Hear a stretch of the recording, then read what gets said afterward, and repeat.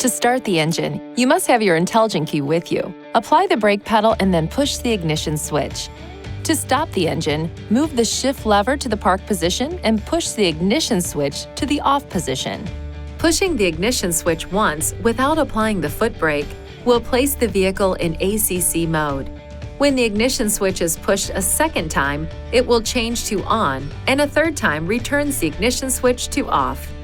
If the ignition is left in the ACC or on position, various systems in the vehicle can discharge the battery and your vehicle may not start. Allow the engine to idle for at least 30 seconds after starting. Do not race the engine while warming it up. Drive at a moderate speed for a short distance, especially in cold weather. During cold weather, allow the engine to run for a minimum of 2 to 3 minutes before shutting it off. Starting and stopping the engine over a short period of time may make the vehicle more difficult to start. When leaving the vehicle, make sure that the ignition switch is placed in the lock position and that you take the intelligent key with you.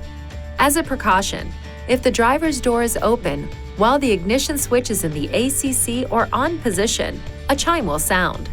If the intelligent key battery is discharged and you need to start the engine, first, make sure the shift lever is in the park position.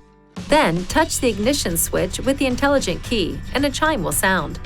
Within 10 seconds of hearing the chime, push the ignition switch while applying the brake pedal and the engine will start. If the brake pedal is not applied when the ignition switch is pressed, the ignition position changes to ACC. Please see your owner's manual for important safety information, system limitations, and additional operating and feature information.